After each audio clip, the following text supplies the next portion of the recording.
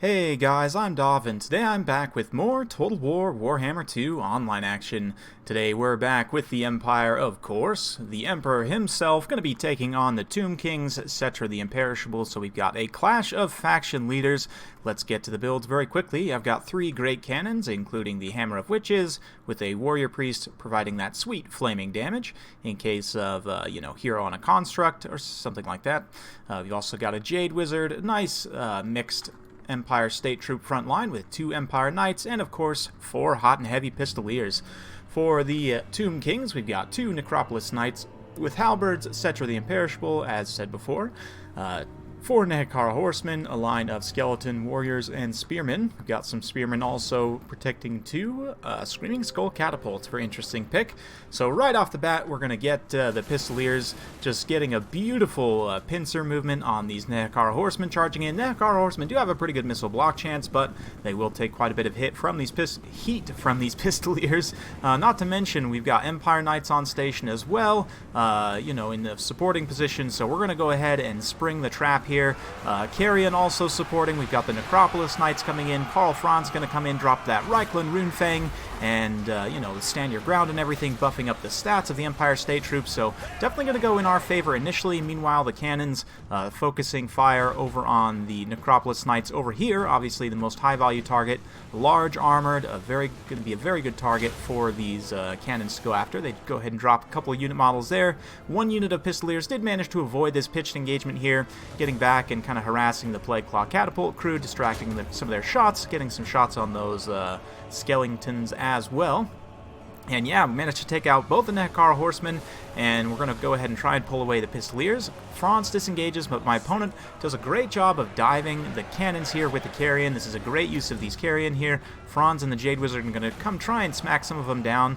We should be able to save that cannon, potentially. The cannons have already done quite a bit of work, though, paying for themselves quite nicely going after these Necropolis Knights with halberds. Unfortunately, this cannon, the crew, Empire Knights, a little bit late supporting there. The Nehekara Horsemen were able to push through and get on top of the cannon there. You can see them forcing their way through with Cetra urging them on here, saying, "My will be done," and all that.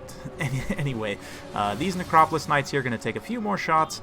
Franz pushing through, going to try and go after Cetra at this point. Balance power is shifted slightly in the Empire's favor just with winning this cab engagement over here. That is going to allow these Pistoliers to also come over and properly shut down this Screaming Skull here. We're going to come on in and whip out those little spadroons, or I don't know, whatever these guys have. Small swords? They kind of look like arming swords. I don't know. You guys let me know in the comments down below. But anyway, Franz dives down to duel Cetra, and obviously with all of his buffs active, Franz will definitely win this. Unfortunately, the buffs are on cooldown right now. Still, though, a very strong melee combatant with a very large charge bonus, heavy weapon strength. Obviously, Cetra has better pure combat stats and anti-large, so he will actually do quite well in this duel here.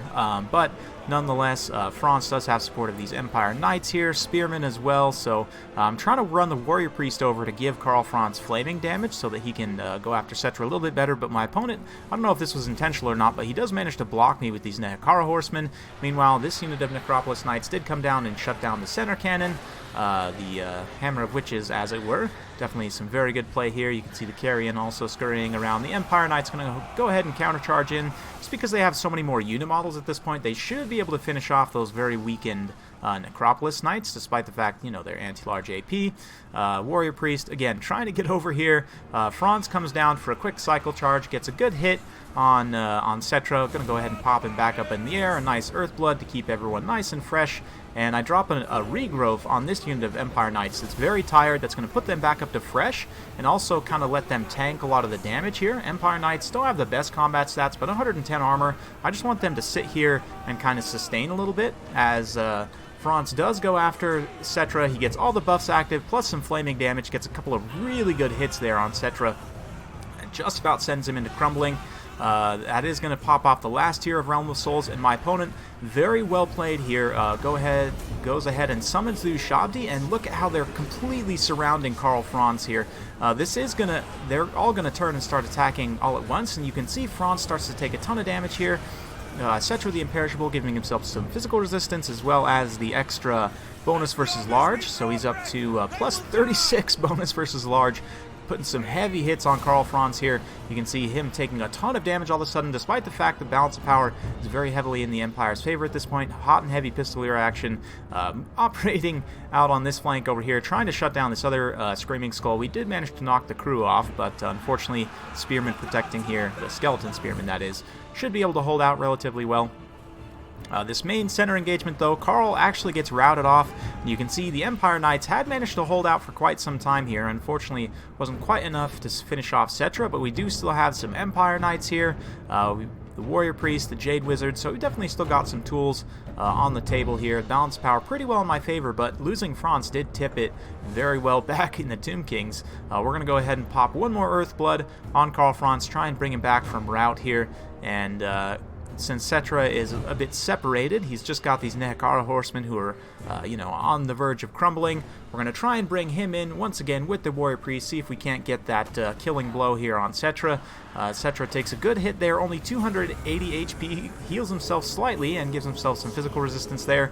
Franz comes in, gets a good hit there, but Cetra's melee defense holds out, and the Nehekara horsemen, soaking the hits for their, High King, actually takes down Karl Franz, so the Emperor falls, and fortunately for him, his forces are still doing fairly well at the moment, but potentially a dangerous situation with the loss of leadership there. Cetra himself, though, down to only 55 HP, just barely survived that encounter there, and he himself, if he starts to crumble, will fall very, very quickly. You can see the Nehekara horsemen crumbling, so at this point I'm going to try and rally the Empire Knights that I have, other mobility units, and unify a bit here, see if we can't get some of these infantry rallied as well to the Warrior Priest potentially, and the Jade Wizard here. Going to try and use their encourage ability to support leadership.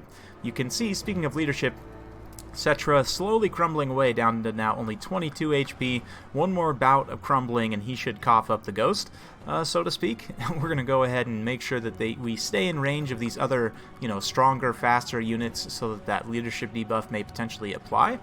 The cannon crews, I'm just trying to keep relatively safe here.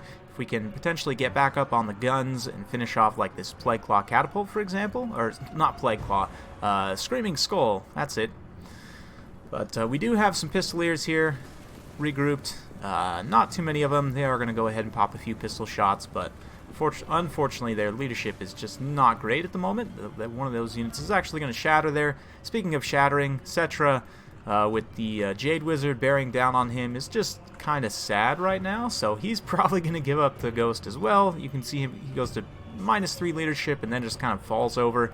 So a little bit of an anticlimactic end there for Cetra, but we're going to go ahead and rally the state troops together with the Warrior Priest and the Empire Knights and go ahead and put together one final charge against the remaining Skeleton Warriors here. So yeah, we'll go ahead and soak up the beautiful cinematics of these Empire Knights on a full tilt charge straight into those Skeleton Warriors, with the Warrior Priest and the state troops swiftly following up here. So very fun stuff. Well played to my opponent. Hope you guys enjoyed watching. It's a super fun battle. Very fun matchup as well.